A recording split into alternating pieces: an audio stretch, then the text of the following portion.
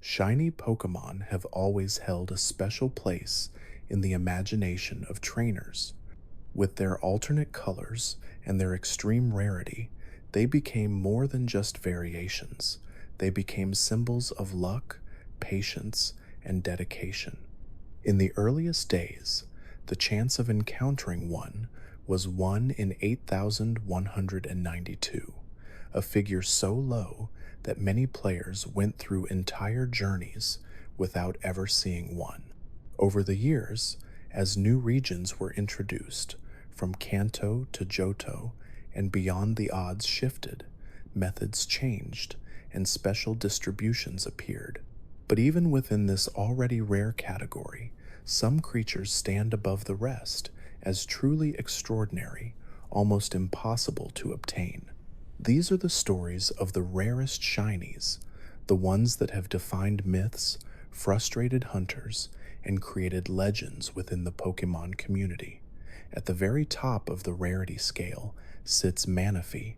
Unlike many shinies that can be hunted in the wild through encounters or through soft resets of legendaries, Manaphy exists in an entirely different category. In the fourth generation, players could obtain a special Manaphy egg through the Pokemon Ranger games. The egg itself was transferable into Diamond, Pearl, or Platinum, where it would hatch into the mythical water type. What made this encounter unique is that the shiny value of the egg was locked when it was created in Ranger, not when it was hatched. This meant that no matter how many times a player reset their game before hatching it, the result would always be the same. If the egg was not shiny when generated, it could never become one. This mechanic transformed the shiny version of Manaphy into something almost unobtainable. The only way to have a chance at a shiny was to trade the egg with another player before it hatched, because the shiny check would be recalculated when received on a different save file. Even then, the odds remained the standard 1 in 8,192 of that era, and the process was time-consuming, complicated, and impractical for most trainers. As a result, Shiny Manaphy became a symbol of extreme rarity, not just because of the odds, but because of the hoops required to even attempt the hunt. In practice, very few legitimate shiny Manaphy exist. The sheer difficulty of arranging trades before hatching, combined with the low odds, meant that only the most determined players could ever claim one. To this day, most examples seen online are suspected to be hacked or cloned, which only reinforces the legend of how rare a real one is. Owning a legitimate shiny Manaphy became one of the ultimate status symbols in the Pokemon community, a treasure that proved not only persistence, but also access to rare events and the patience to endure one of the hardest shiny hunts ever conceived. The lore surrounding Manaphy adds even more to this reputation. As a mythical Pokemon tied to the sea, it was already rare and elusive in its standard form. It had a unique connection to Fione, another rare water type that could only be obtained by breeding Manaphy. This unusual breeding mechanic gave Manaphy a unique place among mythicals, reinforcing the idea that it was different from the rest. When combined with the impossibility of legitimately hunting its shiny form through normal methods, the creature's mystique grew even stronger. The anime and movies also contributed to Manaphy's aura of rarity. In the ninth Pokemon movie, Pokemon Ranger and the Temple of the Sea, Manaphy was depicted as a childlike, almost divine being tied to the ocean's balance. Seeing such a mythical figure in alternate colors felt even more unreal, as though it belonged to a world of imagination rather than something players could ever actually obtain. This cultural impact added to its allure, making shiny Manaphy not only a rare prize, but also a creature of legend. From a community perspective, shiny Manaphy has become the subject of countless stories, debates, and theories. Players often share tales of how they attempted the hunt, trading eggs back and forth in hopes of a miracle. Others recount the frustration of never even having access to the ranger events that made Manaphy obtainable in the first place. For many, shiny Manaphy remains a dream, something they know exists in the data of the games, but something they will likely never see in their own collection. This sense of longing has cemented its place at the top of discussions about rarity, even above many other mythicals. Over time, as newer generations introduced methods like the shiny charm, Masuda breeding, and Dynamax adventures, shiny hunting became more accessible, odds were reduced, and players were given more tools to pursue their goals. But none of these changes applied retroactively to Manaphy's unique mechanics. The egg's shiny lock remains one of the most frustrating and fascinating quirks in the series' history, ensuring that the rarity of shiny Manaphy will never truly change. It is a reminder that some shinies are not meant to be widely seen, existing instead as near mythical treasures for only the luckiest and most dedicated trainers. In the hierarchy of rare shinies, Manaphy's place is undeniable.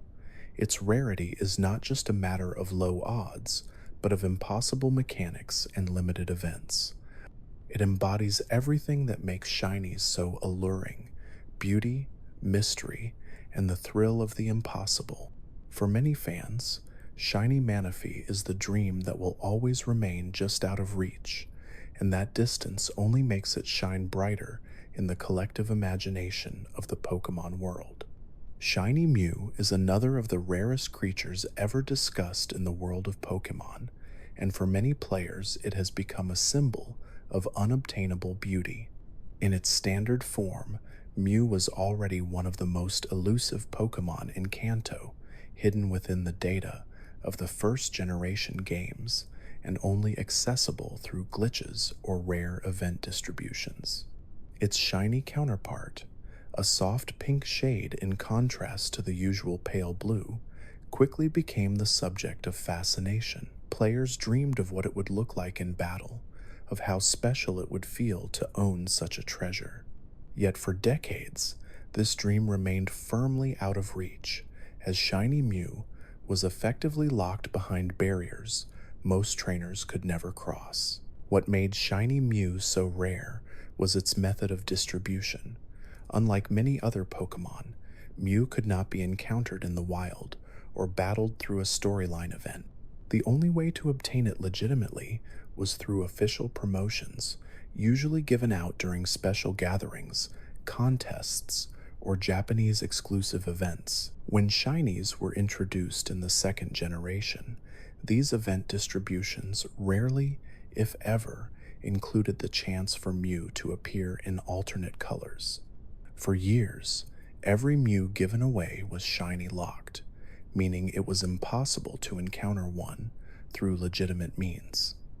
This hard restriction created an aura of impossibility that became part of Shiny Mew's legend. Even when the chance for Shiny Mew finally appeared, it was tied to extremely limited events. One of the first opportunities came during distributions in Japanese Emerald, where the shiny lock was lifted, but odds were still extraordinarily low. For many players outside of Japan, this chance did not exist at all, making Shiny Mew not just rare but regionally exclusive. Later, an event in Pokémon Go created another opportunity, but even then, it was tied to strict quest lines and limitations. Across all these instances, Shiny Mew remained one of the least accessible Pokémon in the series, never given the kind of widespread availability that other shinies eventually enjoyed. Lore only deepened the fascination. Mew was described as the ancestor of all Pokémon, carrying the genetic code of every species. Its ability to learn nearly every move tied directly into this theme, making it one of the most versatile and significant Pokémon in existence. To imagine such a mythical figure in a rare, alternate form was almost overwhelming. The shiny version, soft pink in appearance, seemed to symbolize purity and uniqueness. Owning it was not just about statistics or aesthetics, it was about holding a version of the Pokemon world's origin itself in its rarest state. The anime and movies also fueled the legend.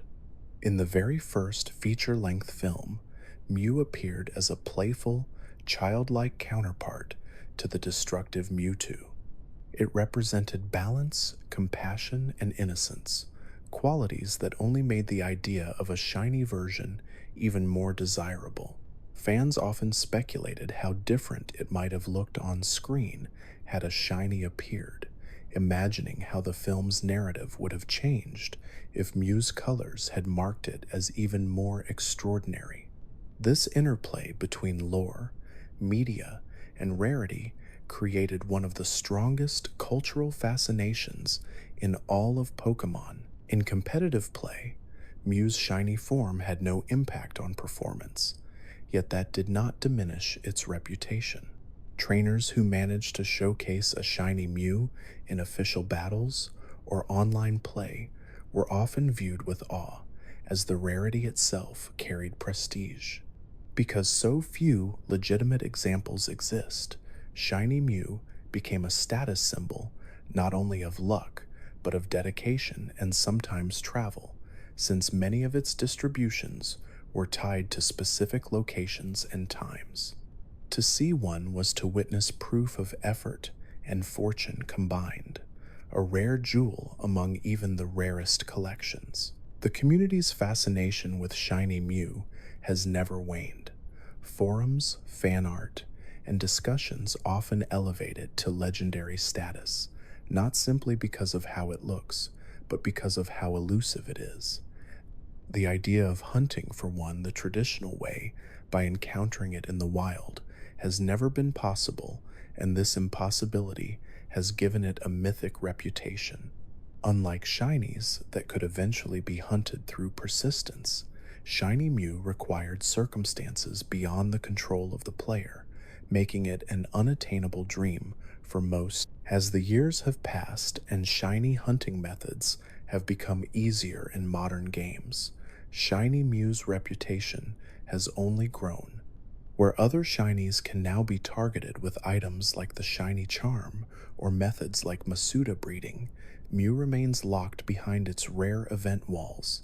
This contrast has only emphasized its uniqueness, ensuring that it continues to be discussed as one of the most coveted prizes in all of Pokemon. In the hierarchy of rare shinies, shiny Mew holds a special place near the top. Its rarity is not only tied to low odds, but to years of deliberate restriction, limited distributions, and mythological significance. It is both a product of game mechanics and a symbol of the origins of the Pokemon world itself. For many trainers, it is the one shiny they will always dream of, knowing that its rarity is part of what makes it shine so brightly in the imagination. Celebi is a Pokemon already steeped in mystery, tied to the flow of time itself, and its shiny form only deepens that aura. Known as the Guardian of Forests, Celebi was introduced in the Johto region as a mythical being that often appeared only to those with pure hearts. In its normal state, Celebi is a soft green, blending into its natural environment as if it were part of the forest itself. Its shiny version, however, glows in a striking pink, transforming the forest sprite into something otherworldly, a beacon of rarity and beauty. This alternate form became one of the most sought-after shinies in history, not only because of how it looked, but because of how difficult it was to obtain. From the moment shiny Pokemon were introduced in the second generation, players wondered about Celebi. Yet in Gold and Silver, there was no legitimate way to hunt it, as the event distributions never included the chance for a shiny encounter. Celebi itself was already difficult enough to access, as it was locked behind special events such as the GS Ball distribution in Japan. The fact that those events were scarce and that the shiny form was unavailable at the time cemented its status as a mythical creature few would ever see. For most players, shiny Celebi existed only in the realm of imagination. It was not until much later that opportunities to obtain shiny Celebi even became possible, and when they did, they were still incredibly limited. One of the most notable chances came in 2020, when a distribution in Pokémon Go finally introduced shiny Celebi worldwide through a special research quest. Even then, it required players to complete lengthy tasks, and there was no way to encounter it repeatedly. This made each shiny Celebi obtained through that quest line a rare treasure tied not to luck in random encounters, but to persistence and participation in a unique event. The lore surrounding Celebi makes its shiny form even more significant. Celebi is said to appear during moments of peace, restoring forests and protecting the balance of nature. It also has the ability to travel through time, making it one of the most powerful and symbolic mythicals in the series.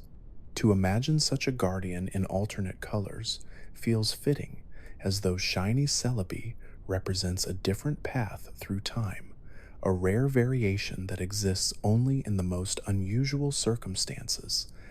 The pink coloration gives it an almost ethereal quality, reinforcing its role as a creature not bound by ordinary rules. In the anime and movies, Celebi played a central role in several stories, often depicted as a gentle yet powerful figure. Its connection to time and nature made it central to plots that explored themes of balance, history, and protection. Seeing such a revered Pokémon in shiny form has always been a dream for fans, as it would symbolize not just rarity, but a glimpse into a different version of history. This connection to time travel and alternate possibilities gives shiny Celebi more thematic weight than many other shinies, making it feel truly special. From a competitive perspective, Celebi's shiny form carried no gameplay differences, but that did not lessen its prestige. Trainers who could showcase one were displaying not just power in battle, but dedication and access to rare events. Because of its mythic status, any shiny Celebi that appeared in tournaments, online play, or community showcases drew immediate attention. Its rarity was a badge of honor, proving that the trainer had obtained something most players could only dream of. Within the broader community, shiny Celebi has long been a symbol of dedication and patience. Discussions of the rarest shinies often place it near the very top, not just because of its limited availability, but because of its cultural significance. Celebi's role as a protector of nature and a traveler through time already gave it immense lore, and the shiny version amplified that mystique. Fan art, stories, and theories often depict shiny Celebi as a rare variation from an alternate timeline, a what-if scenario where the Guardian itself is changed by the flow of history. Even as shiny hunting became easier in later generations, shiny Celebi's status remained secure. While many Pokémon could be targeted through chaining, Masuda breeding, or Dynamax adventures, Celebi stayed locked behind events. This ensured that it never lost its aura of exclusivity. For many trainers, shiny Celebi is the ultimate reminder that not all shinies are meant to be hunted. Some are meant to be gifted, limited, and treasured as one-of-a-kind experiences. In the grand hierarchy of shiny rarity, Celebi sits among the most difficult to obtain, rivaling creatures like Mew and Manaphy in its unobtainability. Its rarity is not just in odds, but in access, tied to a legacy of limited distributions and unique event quests. It represents the intersection of lore, gameplay, and rarity, a Pokémon tied to the flow of time, appearing only under the rarest of conditions, and even rarer still in its alternate colors. For players lucky enough to hold one, Shiny Celebi is more than just another Pokémon. It is a living piece of history, a moment of time captured forever in pink. Among the many elusive shinies, few compare to the rarity of Jirachi. Introduced in the third generation as a mythical tied to wishes and the stars, it was already one of the most difficult Pokémon to obtain. Its shiny form, with a slightly altered hue that makes its appearance stand out to careful eyes, became a near unattainable treasure. What separates it from many others is the extremely limited number of opportunities players have ever had to legitimately encounter it. Unlike creatures that could be found through wild encounters or soft resets, this mythical was distributed only through specific, one-time events, and those events almost never allowed for shiny odds. One of the earliest chances came through the Pokémon Coliseum bonus disc in North America. Players who connected the disc to their Game Boy Advance copies of Ruby or Sapphire could transfer a Jirachi into their game. However, the odds of receiving a shiny were still set to the standard 1 in 8,192, meaning that to actually see one required not just luck, but extraordinary patience and persistence. Each transfer attempt was time-consuming, making resets far more tedious than other shiny hunts. For most trainers, this process was so impractical that the shiny form became almost mythical in itself, a creature whispered about but rarely witnessed. Later distributions further reinforced its rarity. In many parts of the world, the event Pokémon were shiny locked, meaning there was no possibility of obtaining the alternate color. For players outside of the handful of opportunities tied to the bonus disc, shiny Jirachi was completely inaccessible. Even when it was technically possible, the mechanics made the odds nearly impossible to overcome.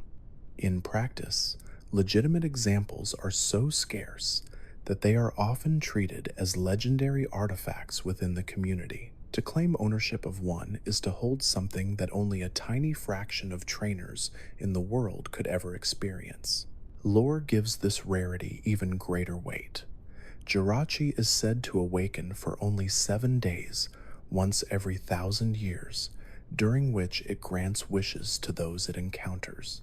This legend already placed it among the most mystical of the mythicals, and its shiny form became a symbol of an even rarer miracle. The idea that such a being could appear in alternate colors felt like the embodiment of the improbable, a once-in-a-lifetime event layered on top of another once-in-a-lifetime event. The combination of story and mechanics made shiny Jirachi one of the most coveted and fascinating creatures in all of Pokémon. The anime rarely showcased Jirachi, but when it did, most notably in the 6th feature film, it was depicted as a gentle, childlike figure tied to the power of wishes and comets. For fans, imagining this figure in shiny form only added to the sense of wonder. Because it was already portrayed as a once-in-a-millennium event, the idea of encountering a shiny version fit perfectly with its lore, giving players the sense that they were touching something truly extraordinary. In competitive terms, the shiny form had no advantage, but that did not stop it from being viewed as one of the ultimate prizes.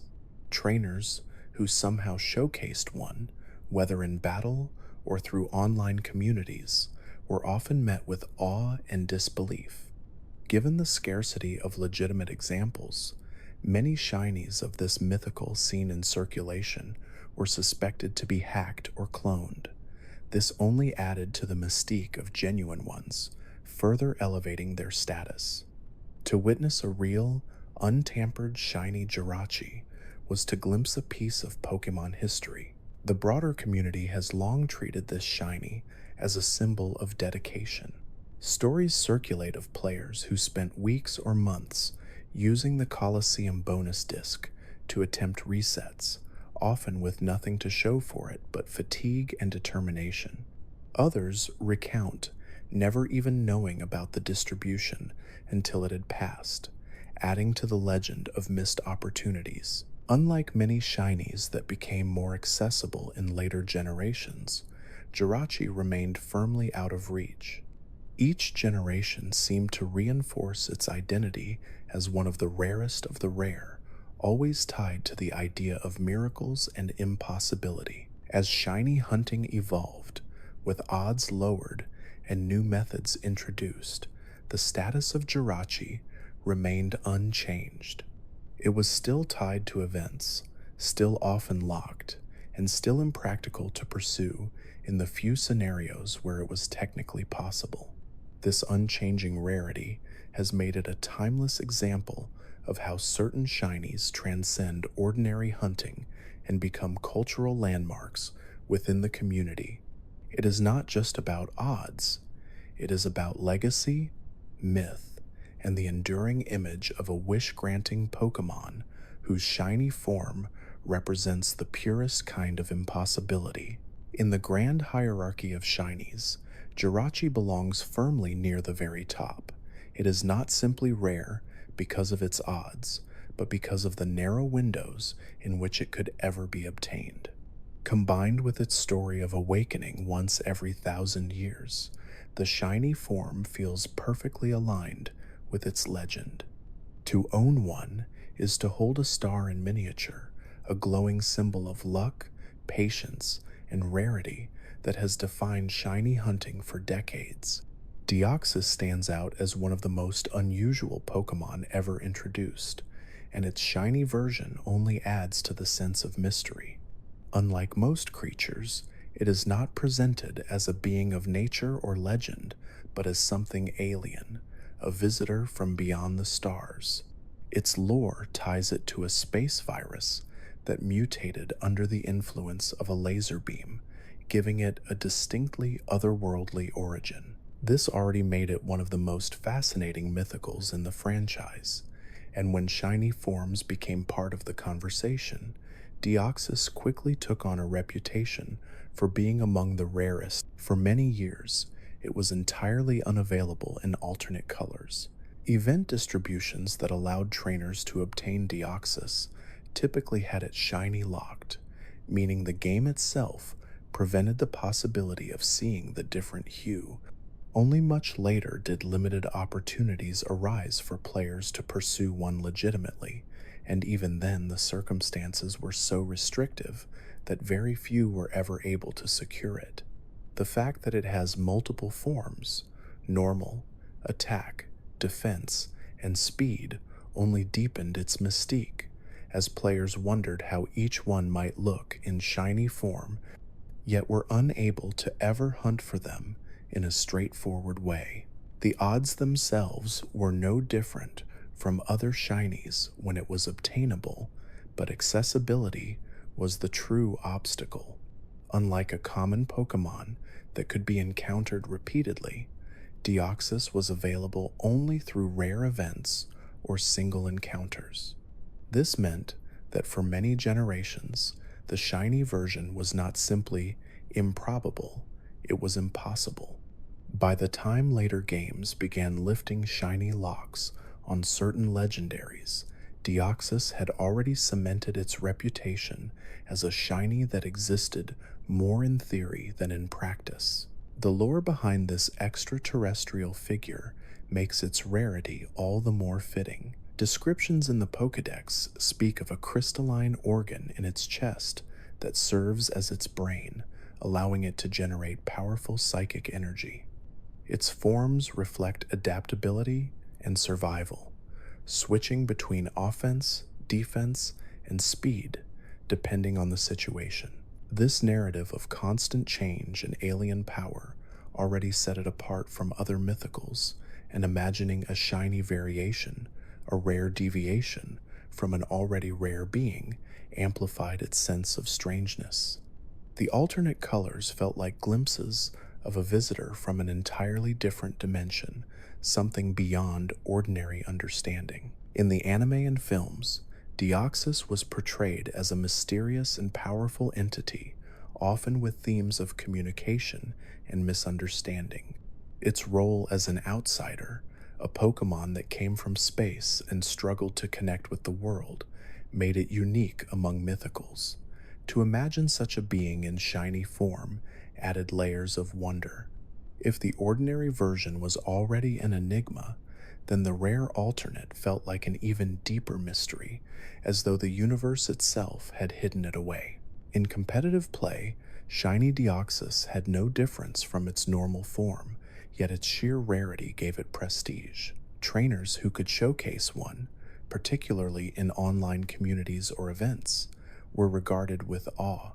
Because many shinies of this Pokémon in circulation were not legitimate, genuine examples became highly prized, a mark of authenticity and luck that few could claim. The rarity of the shiny created a kind of gatekeeping. Only those with extraordinary fortune or access to rare distributions could ever hope to show one off. The broader community treated shiny Deoxys as a near myth in itself. Discussions often revolved around whether it would ever be made available, and when it was, players scrambled to secure it before opportunities vanished. Fan art and theories often depicted shiny forms of its different modes, imagining them as alien entities from parallel dimensions. For many, the shiny became less about hunting and more about imagination, a visual representation of what made Deoxys so special, its identity as something that should not exist in the ordinary world. Even as shiny hunting became easier in modern games, Deoxys remained a standout case.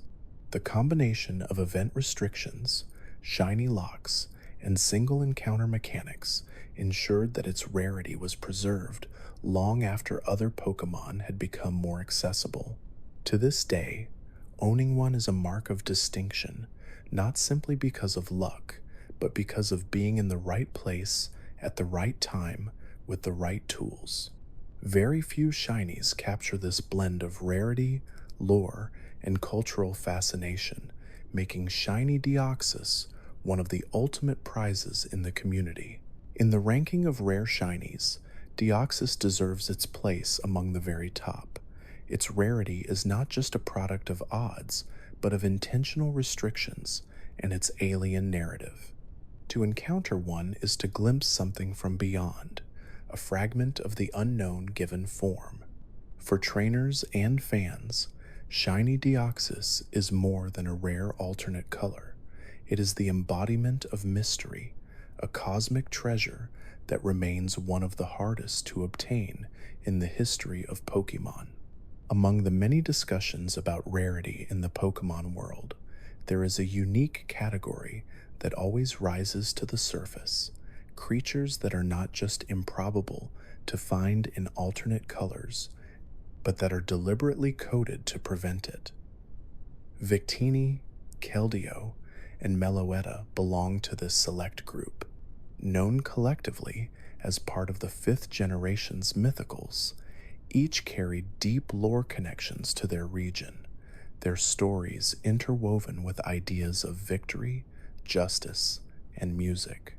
Yet, for shiny hunters, these Pokémon are remembered most not for their abilities or stats, but for the simple fact that their alternate forms were, and in most cases still are, unobtainable. Victini, introduced as the Victory Pokémon, holds a special place in the franchise's mythology.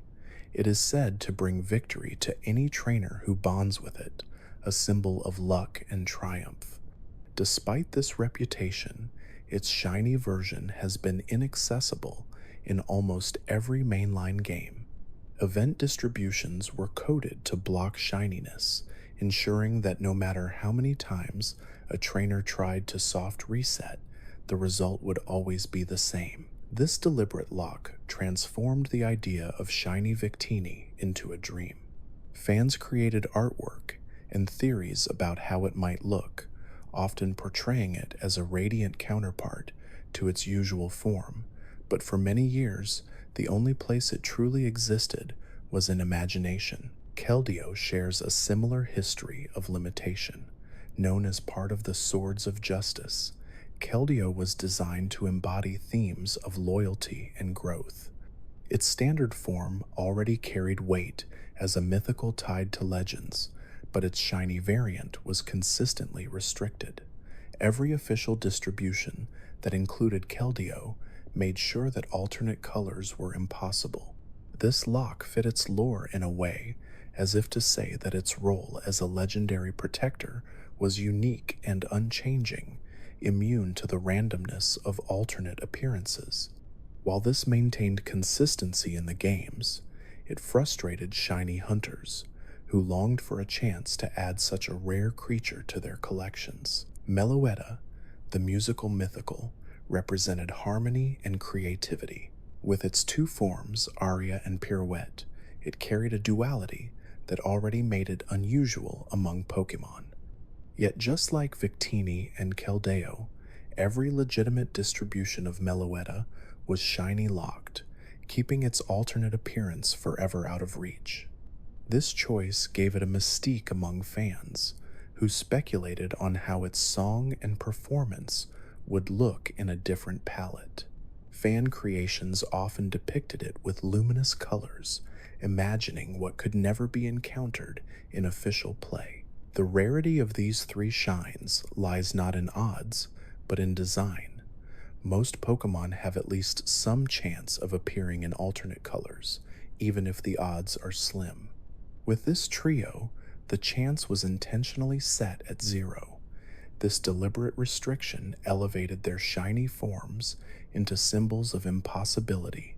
Discussions about rare shinies often point to these Pokémon as examples of creatures that cannot be hunted, no matter how much time or effort a trainer is willing to invest. Lore amplifies this rarity. Victini's role as a bringer of victory, Keldeo's role as a loyal swordsman, and Meloetta's role as a divine performer already set them apart from ordinary creatures. Adding the layer of unattainable shininess only heightened their mystique. It felt fitting that beings tied to victory, justice, and music would also exist outside the reach of chance, as if the rules of shiny hunting simply did not apply to them. Their alternate forms became the stuff of speculation and storytelling, reinforcing the idea that some Pokémon were meant to remain unique, unchanging, and beyond luck. The community's fascination with these locked shinies has endured for years. Many shiny hunters mark them on lists of holy grails, not because they can be obtained, but because they represent the very definition of rarity. Owning one is almost always an indicator of illegitimacy, yet the dream persists.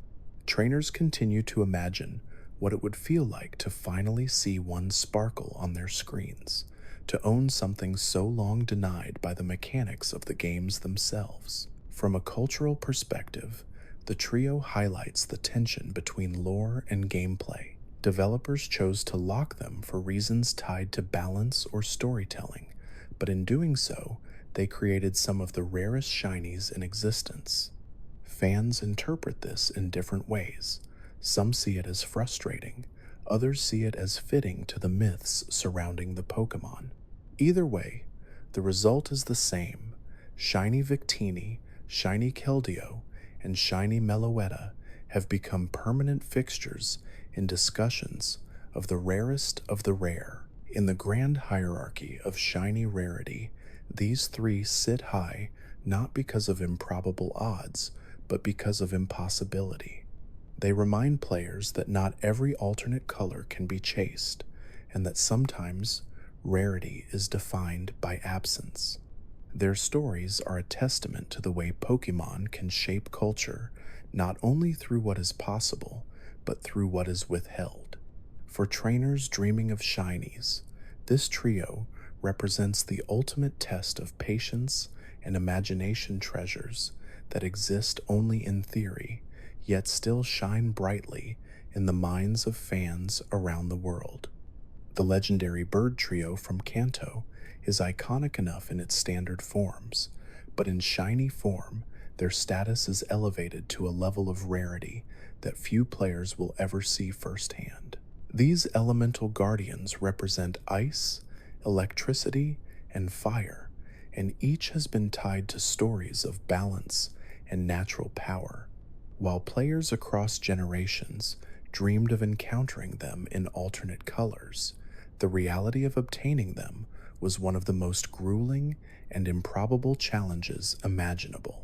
Unlike mythicals that were simply locked away from shininess altogether, the birds were technically available, but the odds and the mechanics stacked against hunters made them nearly as elusive as any event-only distribution. Articuno, the majestic ice type, is instantly recognizable for its flowing tail and frosted wings. Its shiny form alters its blue hue into a lighter, almost crystalline tone, giving it the appearance of a creature sculpted from ice itself. The challenge of acquiring it, however, has been immense. For many generations, the only way to hunt this bird in its alternate colors was through soft resetting. Each attempt required entering a legendary encounter, watching the sequence play out, and then resetting if the Pokémon was not shiny. With odds of 1 in 8,192 in the earlier generations, this meant thousands of attempts and countless hours for even a chance at success. Zapdos, with its jagged wings and embodiment of thunder, presents a similarly brutal challenge. Its shiny form shifts its normally golden body into a deeper, almost orange hue. The rarity of this form became a badge of honor for shiny hunters who endured endless resets in hopes of seeing that altered coloration.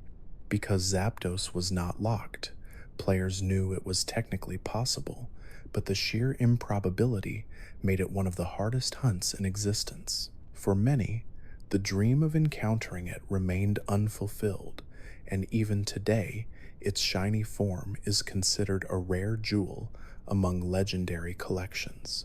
Moltres, the fiery bird of victory, also demanded patience beyond reason. Its shiny form swaps the fiery orange body for a pinkish tone, giving it a look that feels regal yet unnatural.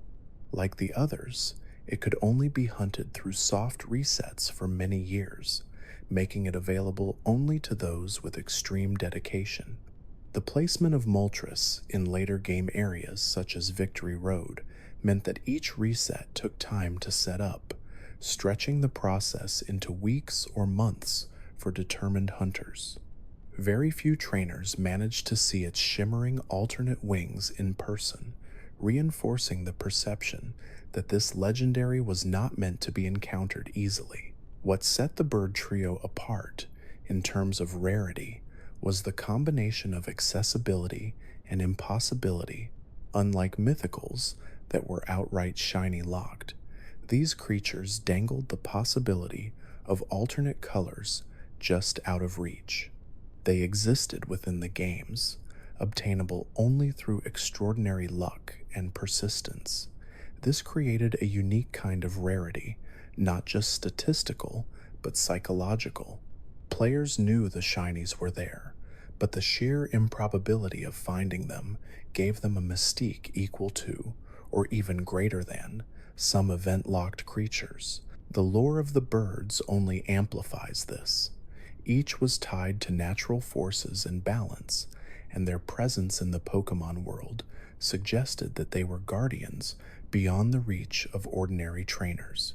To imagine them in shiny form was like glimpsing a different side of nature itself, an alternate vision of ice, thunder, and fire. The idea that such guardians could appear in new hues reinforced the sense of encountering a miracle, something that went against the expected order of the world. The anime and films gave further life to their reputation. In the second feature film, the three birds were central to a story of balance and conflict. their powers threatening to disrupt the world until harmony was restored. Fans who watched that film often imagined how much more striking the narrative would have been if even one of the birds had been depicted in its alternate coloration. That thought experiment of legendaries that were already rare appearing even rarer added to the community's fascination with their shinies. The competitive scene did little to lessen the birds' prestige. While their shiny versions had no advantage in stats, the visual prestige was enough to make them symbols of dedication.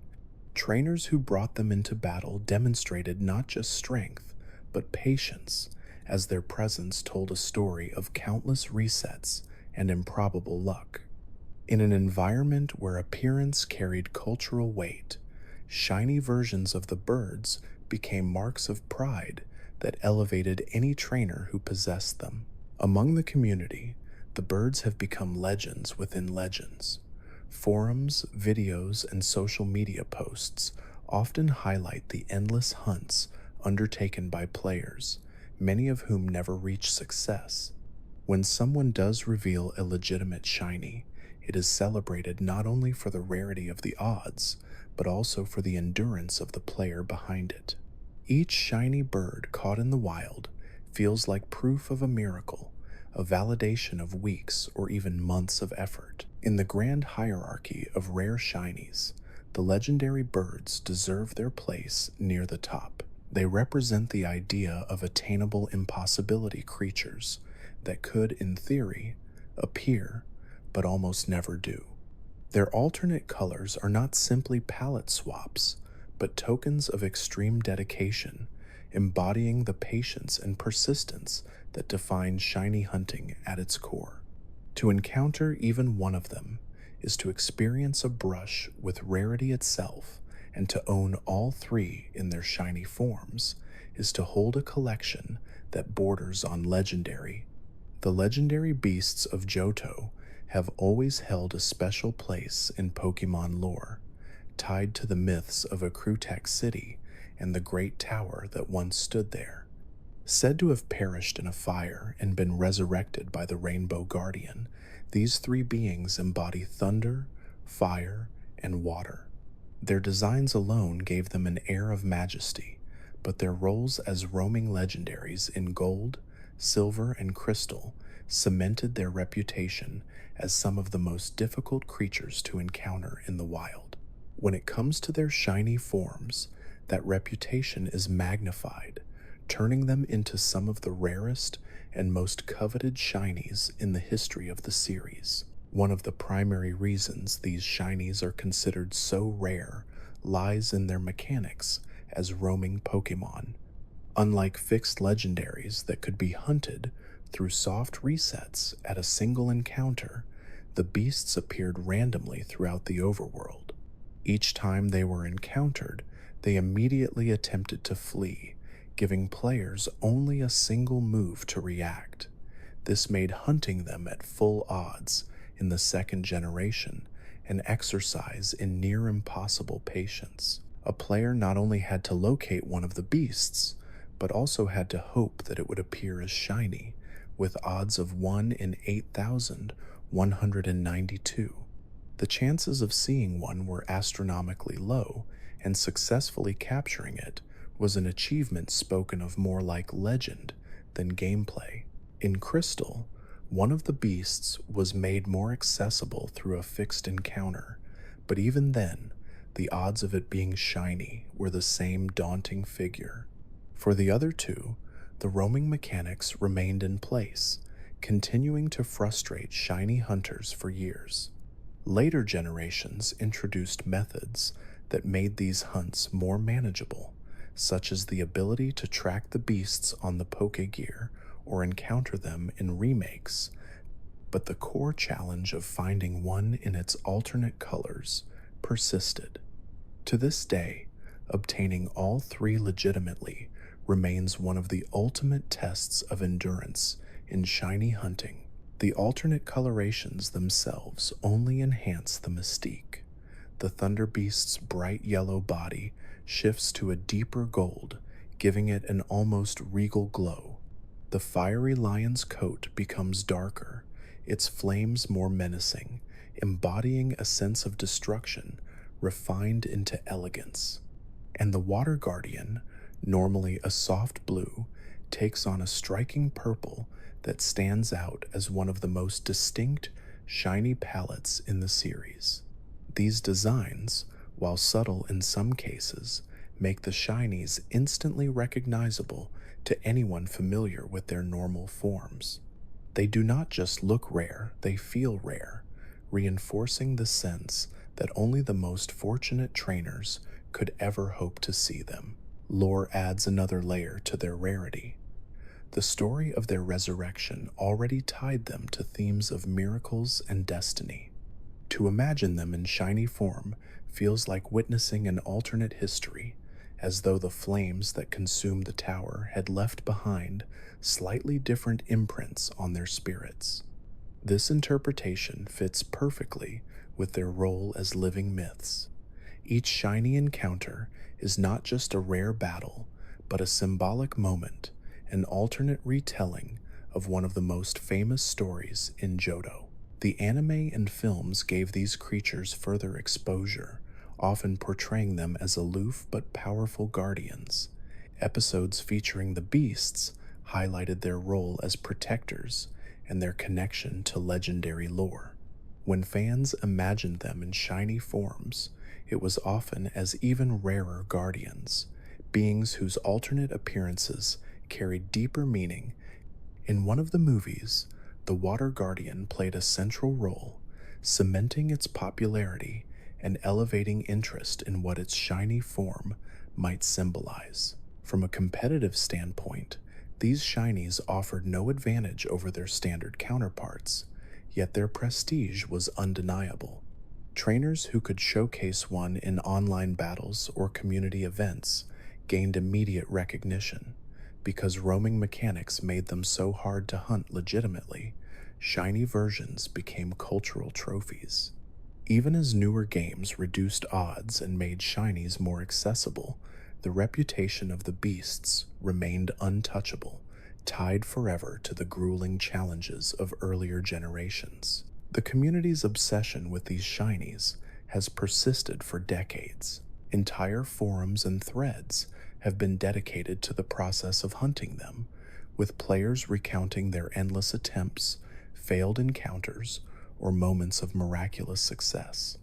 Videos of legitimate shiny captures spread widely, celebrated not only for the visual rarity, but for the patience and endurance required. Owning even one was considered a mark of dedication, having all three bordered on the impossible. This cultural weight has ensured that the shinies of the beasts are always ranked among the rarest in history. In the grand hierarchy of shiny rarity, the legendary trio of Johto deserves its place near the very top. Their combination of roaming mechanics, near impossible odds, and deep lore makes them some of the most elusive shinies a trainer can ever pursue. More than just alternate colors, they represent dedication, luck, and the thrill of encountering something that feels destined. To see one sparkle in the wild is to witness a piece of living legend, a moment that few trainers will ever experience, but that all dream of. Among the most iconic legendaries to ever emerge from the Johto region are the twin guardians of the skies, Lugia and Ho-Oh. Each represents balance in its own way, one tied to the seas and storms, the other tied to fire and rainbows. In their normal forms, these two are already revered as embodiments of power and lore, but their shiny versions elevate them to an entirely new level of rarity and prestige. Unlike many creatures whose alternate colors simply offer novelty, these two carry cultural and symbolic weight that has made them some of the most sought-after shinies in history. Lugia's standard design, with its sleek white body and dark blue highlights, is associated with the deep ocean and the ability to calm storms. Its shiny form replaces the blue with a soft pink, a striking departure from its usual palette. This coloration creates an aura of serenity, giving it an almost dreamlike quality. For hunters, this alternate version has always stood out as one of the most beautiful shinies, but acquiring it was never easy. In the earliest games where it appeared, Lugia was a single encounter legendary, meaning that each attempt to reset required players to go through long sequences before seeing if the sparkle appeared. Combined with odds of 1 in 8,192, this made the shiny form an ordeal to obtain, a prize only for the most patient trainers. Ho-Oh carries an equally fascinating history. Its standard rainbow-colored design already symbolizes resurrection and hope, said to bring happiness to those who glimpse it. In its shiny form, the golden body takes on a deeper orange, with the rainbow feathers shifting into a more subdued palette. This alternate coloration, while less flashy than Lugia's pink, feels regal and rare, befitting a guardian tied to themes of rebirth. Obtaining it has been no less of a challenge. Like Lugia, it was locked to single encounters in its respective games, requiring endless resets for even the smallest chance at success.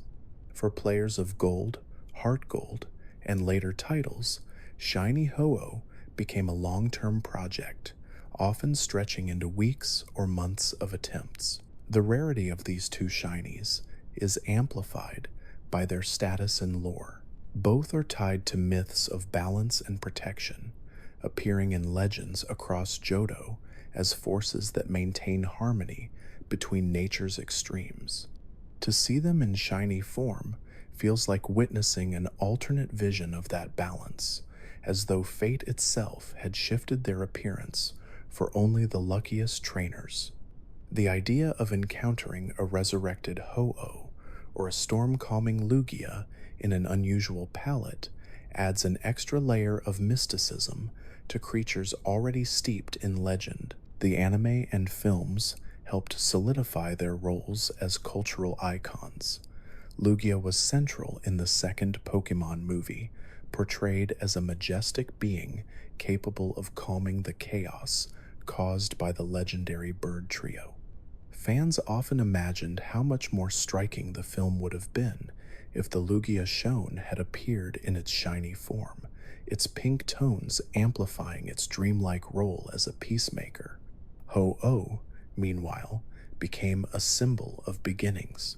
Its very first appearance in the anime's pilot episode set the tone for the entire franchise, as the rainbow bird flew across the sky, hinting at a vast world of legends to come.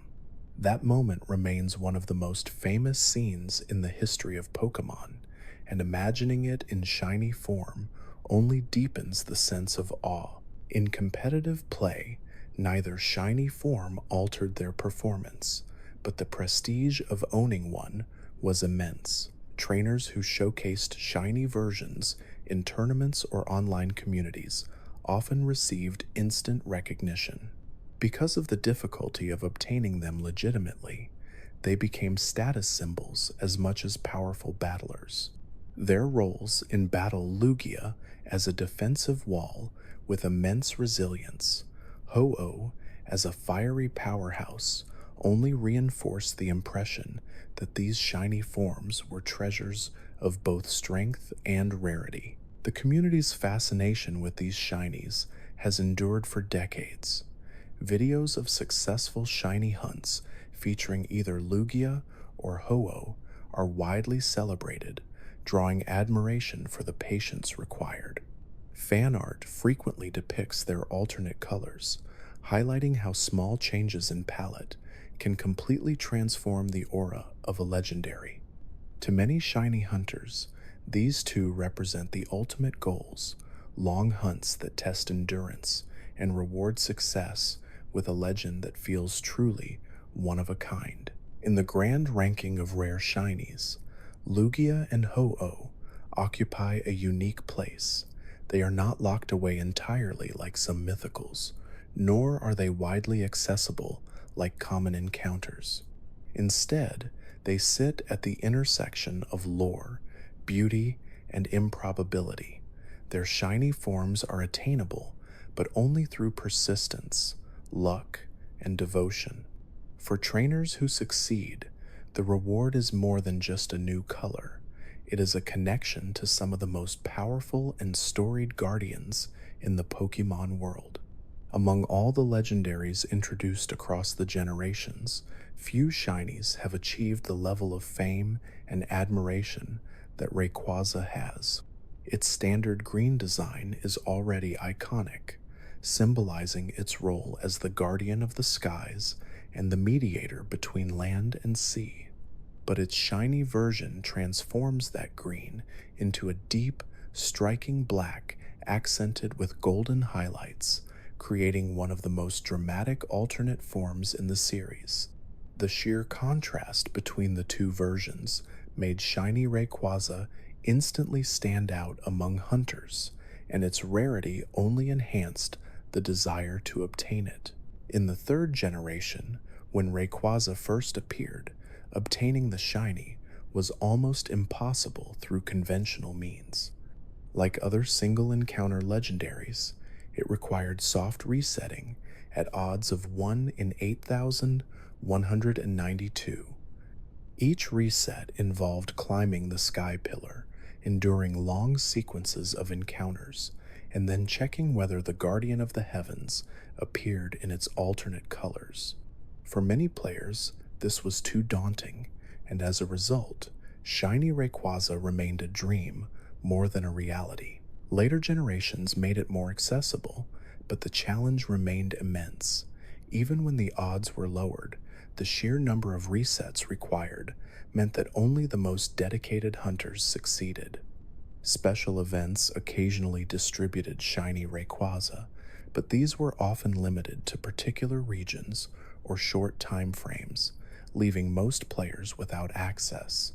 Each distribution only reinforced its reputation as one of the rarest shinies to own legitimately, and its dramatic coloration made it an immediate favorite whenever it appeared.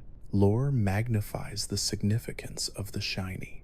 Rayquaza is said to dwell high in the ozone layer, watching over the balance between Kyogre and Groudon. It descends only when their conflict threatens the world, calming their fury and restoring peace. This role as a celestial arbiter gave it immense importance within the narrative of the third generation. To see such a guardian in black, an alternate form that feels almost regal and ominous, adds layers of interpretation. The shiny version is often imagined as a counterpart to the standard guardian, a rarer, darker form that represents the extremes of balance and authority. The anime and films helped cement this reputation. In the 7th Pokémon movie and later appearances, Rayquaza was portrayed as immensely powerful, a creature of the skies that commanded respect and fear.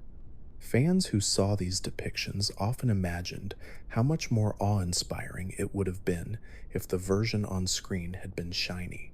The black and gold coloration feels cinematic in its own right, making it one of the most popular shinies in fan art, merchandise, and community discussions. From a competitive standpoint, Rayquaza was already one of the most dominant Pokémon of its time, with a powerful ability and access to devastating moves like Dragon Ascent. Its shiny form offered no mechanical advantages, but in practice, trainers who showcased a shiny Rayquaza in battle were treated with reverence. Owning one was proof not only of strength, but of persistence and luck, making it a true badge of honor in competitive and community settings alike. The broader community regards shiny Rayquaza as one of the ultimate prizes in shiny hunting. Videos of successful hunts, particularly those featuring full odds encounters, are widely celebrated and shared, often considered proof of remarkable dedication. Stories of failed hunts, endless resets, or miraculous success add to the myth of this Pokémon, keeping it at the forefront of shiny hunting culture. Unlike many other legendaries, its shiny form has become almost as famous as its standard version, with some players even preferring the black and gold palette to the original green. Its continued popularity is reflected in modern games, where shiny Rayquaza remains one of the most requested and celebrated event distributions. Each time it becomes available, players rush to secure it, treating it less as a simple collectible and more as a symbol of their dedication to the franchise. In terms of both design and rarity, few shinies compare. It is the perfect storm of dramatic appearance, powerful lore, and difficult accessibility, making it one of the most legendary shinies in existence. In the hierarchy of rare shinies, Rayquaza occupies a near mythic position.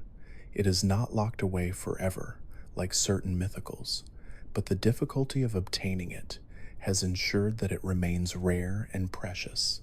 Its black and gold coloration has become iconic, inspiring admiration even among casual fans. For shiny hunters, encountering one is a moment of pure triumph, the culmination of patience and luck, rewarded with one of the most striking designs in all of Pokémon. When discussing rare shinies, some of the most fascinating cases are not those that can be obtained through incredible luck, but those that cannot be encountered at all under normal circumstances. The box legends of the Unova region, Reshiram, Zekrom, and Kyurem, fall into this category. These three powerful figures define the fifth generation's story, each embodying core themes of truth, ideals, and balance. Their designs alone made them instant icons, towering over the region's narrative and gameplay. Yet when it comes to shiny hunting, they are remembered less for their impact on battles and more for the frustration they cause. For years, these dragons were locked, making their alternate colors unobtainable through any legitimate method. Reshiram is known for its snowy white design, wings spread like those of a divine creature, symbolizing purity and truth. Its shiny form shifts its body to a cream-like hue, a subtle difference that only keen observers would notice. Despite the understated palette, shiny hunters longed for the chance to obtain it, if only because of the challenge it represented. Zekrom, its counterpart, has a dark, shadowy design in its normal state. Its shiny form changes the black into a deeper, more muted tone, again not a dramatic shift, but one that hunters admired for its rarity. Kyurem, the icy dragon that embodies emptiness and incompleteness, also has subtle changes in its shiny palette. Together, these three formed an unusual case, shinies that existed in the data but were completely inaccessible to players. The shiny locks on these Pokémon frustrated hunters because they were tied directly to the story of Unova. Unlike many other legendaries, which could be hunted at leisure after the main storyline, these three were encountered as scripted battles, tied to cutscenes and narrative progression. The developers coded them to never appear in shiny form during these encounters, making soft resets useless. For players who had already grown accustomed to shiny hunting in earlier generations, this decision was both disappointing and puzzling. Why include shiny palettes if there was no way to obtain them?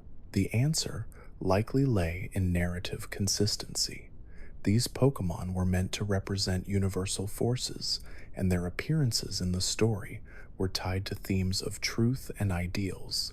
Developers may have wanted to preserve that image by keeping them uniform, ensuring that players all experienced the same iconic battles without the distraction of alternate forms. From a storytelling perspective, this made sense, but from the perspective of shiny hunters, it meant that three of the most desirable legendaries in the franchise were forever out of reach. It was not until later generations that opportunities to obtain their shinies finally appeared, usually through special events. Even then, the distributions were extremely limited, often tied to specific promotions or regions. The result was that shiny Reshiram, shiny Zekrom, and shiny Kyurem became symbols of exclusivity, creatures that could not be hunted in the wild or through patience, but only obtained if a trainer happened to be in the right place at the right time. This transformed them from potential hunting targets into rare prizes, reinforcing the idea that not all shinies could be earned, some had to be granted. The lore of these dragons only added weight to their rarity. Reshiram and Zekrom were said to have once been part of the same being, split apart to embody different ideals. Kyurem was the empty shell left behind, a reminder of balance and incompleteness. Their roles in the story already carried mythological depth, and shiny versions felt like alternate interpretations of that myth. To imagine a shiny Reshiram was to imagine a different version of truth. To see shiny Zekrom was to consider another path of ideals. To envision shiny Kyurem was to contemplate a different form of balance. The fact that these interpretations remained locked away gave them an aura of mystery that few other shinies could match. In the anime and other media, the dragons were portrayed as beings of immense power, central to Unova's mythology. Fans often speculated how their stories might have been altered if their shiny versions had been allowed to appear, imagining alternate timelines where the forces of truth and ideals were represented in different hues. This speculation added to their popularity, ensuring that shiny forms of the Unova dragons remained cultural talking points even when they were unobtainable. The community continues to view them as some of the rarest shinies ever. Even as newer games have unlocked access to many legendaries, the box legends remain closely tied to their history of restriction. Trainers who showcase one from an official event are met with admiration, not just because of the alternate palette, but because of the exclusivity it represents. To this day, shiny versions of Reshiram, Zekrom, and Kyurem are among the most requested distributions whenever new games release. In the grand ranking of shiny rarity, these three stand as a reminder that not all hunts are possible and not all treasures can be earned through persistence alone. Their rarity is not about improbable odds, but about the intentional decision to keep them locked away, making them cultural symbols of frustration and desire.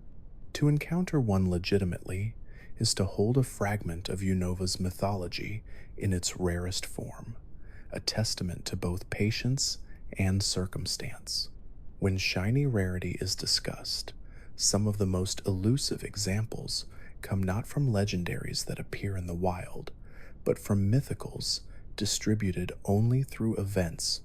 Among these are Darkrai, Genesect, Diancie, and Magearna, four figures whose shiny forms have been so heavily restricted that encountering one legitimately is in most cases nearly impossible. Each of them represents a different theme, from nightmares to technology, to crystals to mechanical design, and yet all share the common thread of rarity defined not by odds, but by access. Darkrai, introduced in the 4th generation, is tied to the concept of dreams and nightmares. Its lore describes it as a creature that causes endless sleep, feared by many, but also respected as a guardian of dreams. Its standard black and white design already exudes menace, but its shiny form shifts its normally dark body into a deep, muted tone with a light blue aura replacing the red collar. The change makes it look even more spectral, as though it has passed into another realm. For hunters, the problem has never been the odds, but the fact that Darkrai was shiny locked in almost every distribution. Even when it was made available, the opportunities were limited to short events, often restricted by location. This turned the shiny version into a legendary prize, a symbol of nightmares not just within the games, but within the hunting community itself. Genesect, the cybernetic insect from the 5th generation, carries a different kind of mystique. Created by Team Plasma through scientific experimentation, it is a Pokémon that represents technology gone too far. Its shiny form alters the purple carapace into a striking red, making it look more aggressive and machine-like. The coloration feels fitting for a Pokémon built for combat, but like Darkrai, shiny Genesect has been heavily restricted.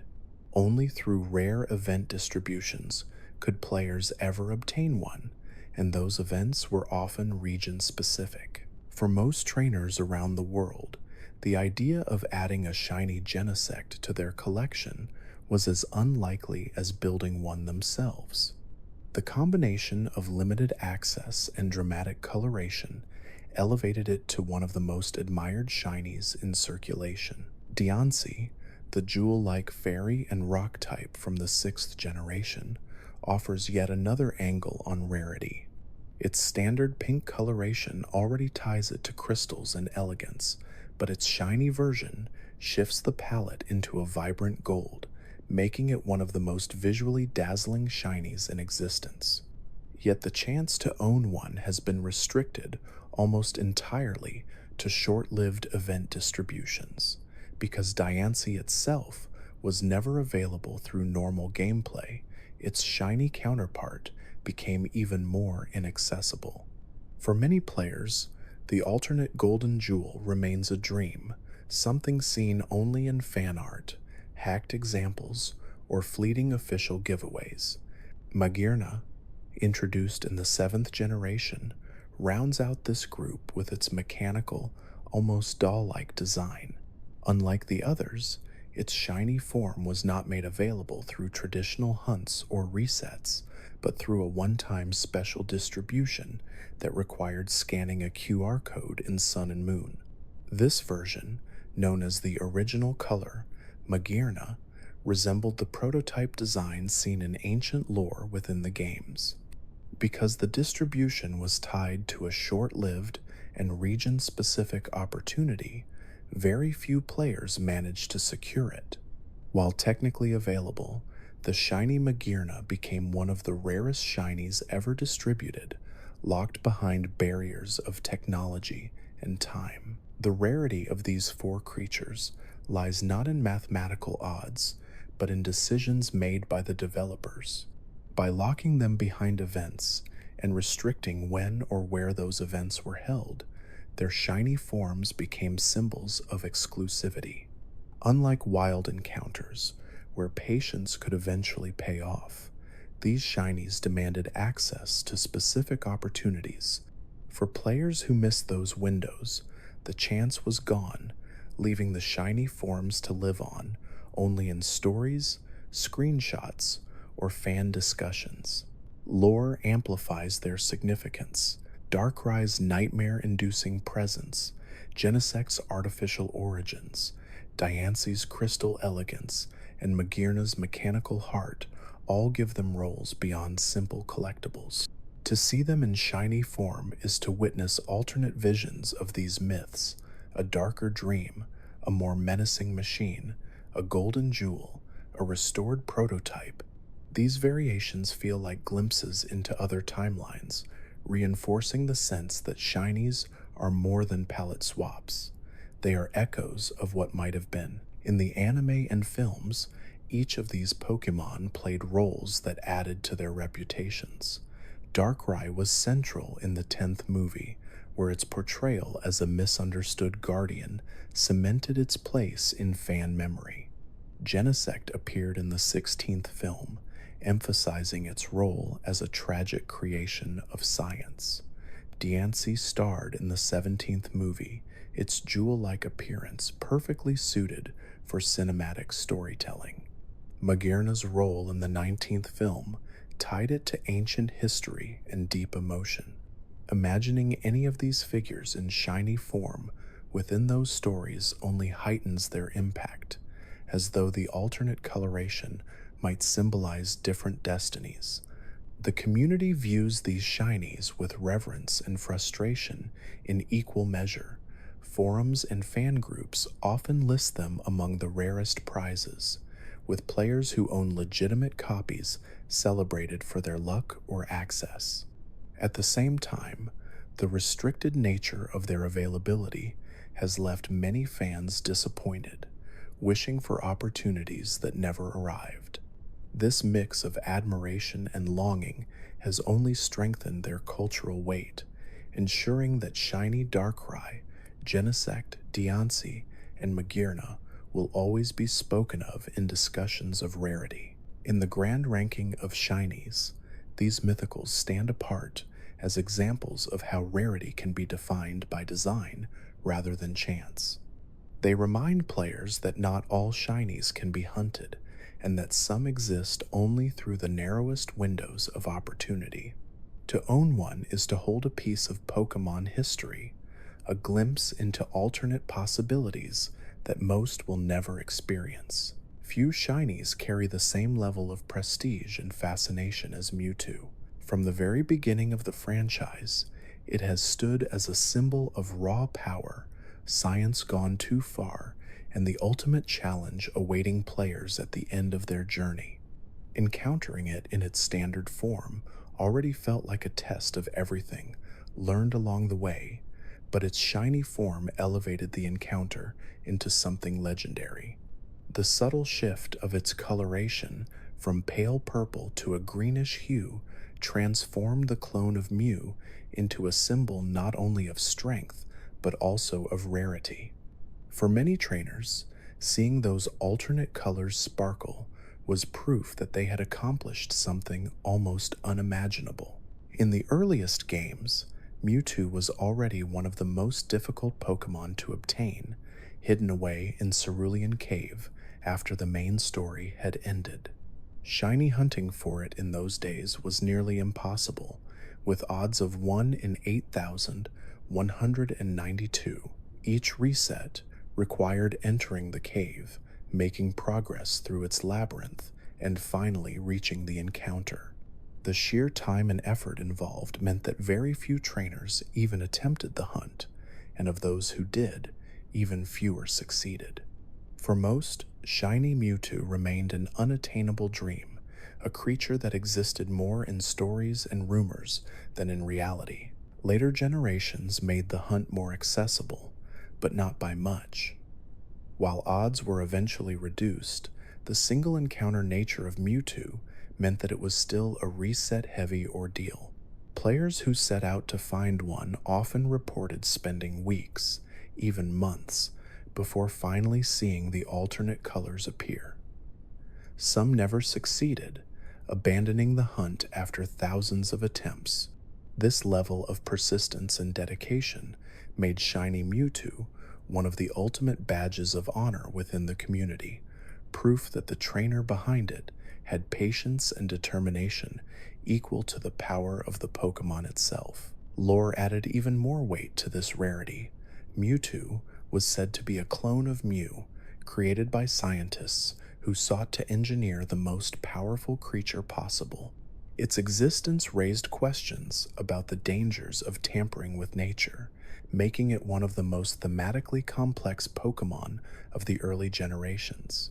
To imagine this genetically engineered being appearing in a rare alternate form felt fitting, as though it were a mistake even within its own mutation, a 1 in thousands anomaly created by chance. This interpretation gave Shiny Mewtwo an almost chilling significance, reinforcing its place as not just another alternate color, but a deeper symbol of the unpredictability of creation. The anime and films made Mewtwo one of the most recognizable figures in the franchise. Its role in the very first movie cemented it as a tragic, powerful character, struggling with its own existence and purpose.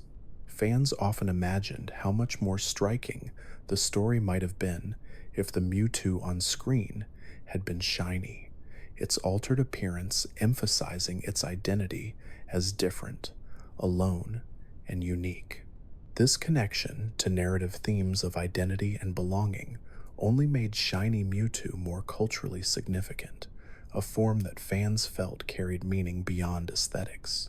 In competitive play, Mewtwo was already dominant, with some of the highest stats in the franchise and access to devastating moves. The shiny form made no difference mechanically, but it carried an aura of prestige. Trainers who brought a shiny version into battle instantly commanded attention, as though the rarity of its appearance mirrored the power it represented. For many, encountering one in battle was as memorable as the battle itself, a reminder that not all opponents were equal. Some carried treasures forged through perseverance and luck. The community's obsession with shiny Mewtwo has never waned. Videos of successful hunts often become popular, shared widely as proof of dedication.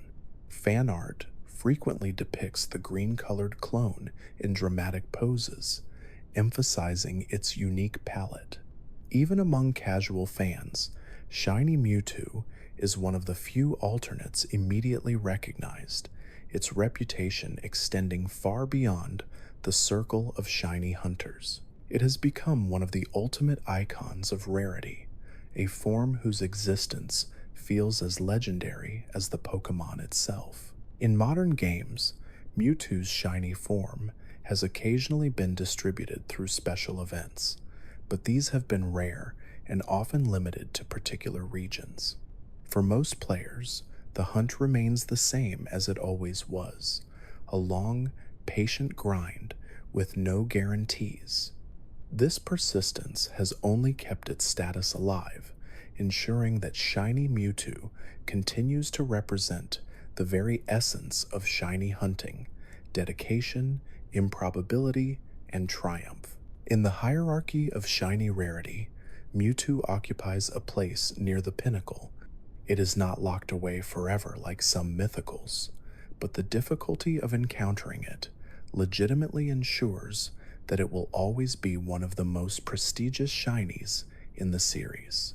Its alternate colors symbolize not just luck, but the triumph of patience over odds, of persistence over impossibility. For many trainers, shiny Mewtwo is not just another collectible, it is the ultimate prize, the final test, and the perfect reflection of what makes shinies so captivating. At the very peak of rarity sits Arceus, the being described as the creator of the entire Pokémon world. In standard form, its pristine white body with golden adornments already conveys divinity, making it stand apart from nearly every other creature in existence. To imagine such a figure in a shiny variation is to imagine an alternate vision of creation itself. Its shiny form, shifting the white body into a muted gold with darker accents, has long been considered one of the most breathtaking designs in the series. Yet beauty is only part of what gives its reputation. Its rarity comes from the near impossibility of ever obtaining one legitimately. When Arceus was first introduced in the 4th generation, it was never officially distributed to most players. Though coded into the game, its event was locked away, accessible only through hacking or through a few highly limited promotional opportunities in Japan. The shiny form, however, was locked entirely, meaning that even those who received it through these distributions could never see the alternate palette. For years, it was nothing more than data hidden in the code, a form that players knew existed but could not legally access. This absence made it one of the most dreamed about shinies in history, a symbol of ultimate rarity that lived only in speculation. It was not until much later that legitimate opportunities to obtain shiny Arceus began to appear, usually through special events. These distributions were short-lived, often region-specific, and limited in scope, making them inaccessible to most of the global player base. As a result, The number of legitimate shiny Arceus in existence remains incredibly small. For the vast majority of trainers, the chance to see one in their own game never came, ensuring that its reputation as the rarest of the rare persisted. Lore only strengthens this image. It is described as having shaped the universe, bringing order to chaos, and giving form to the world itself. It is often portrayed as a godlike figure, one whose mere presence defines balance and creation.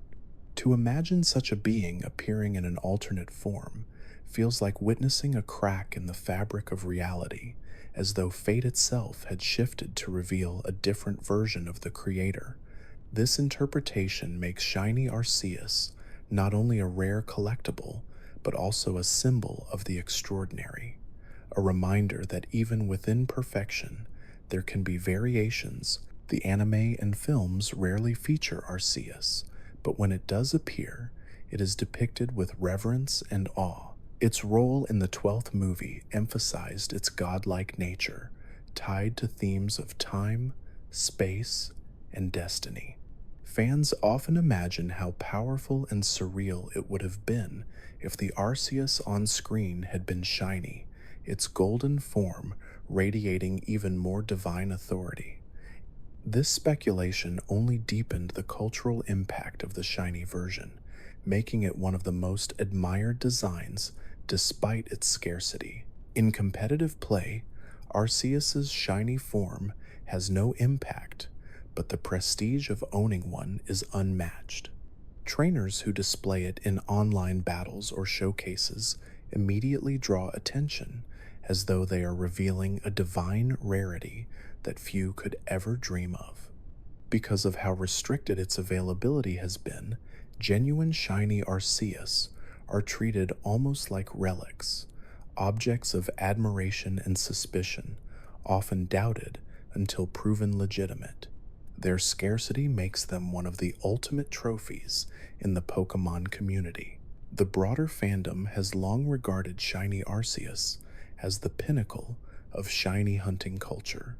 Discussions about the rarest shinies almost always place it at the very top, not just because of its odds, but because of how inaccessible it has been. Fan art frequently depicts the golden form as a symbol of divinity, with glowing halos and radiant light, reinforcing the idea that it is something beyond ordinary comprehension. To own one is to possess the rarest treasure in the Pokémon world, a prize that transcends ordinary collecting. In modern times, shiny hunting has become easier through methods like breeding, chaining, and boosted odds, but these changes have had no effect on Arceus. It remains one of the most restricted shinies, its availability tied entirely to events that few players could ever attend. This unchanging rarity ensures that it will always hold a place at the very top of any ranking, a creature whose shiny form is less a goal and more a dream. In the grand hierarchy of shiny rarity, Shiny Arceus stands above all others. Its status as the creator of the universe, combined with its near total inaccessibility, makes it not only the rarest shiny, but also the most symbolic.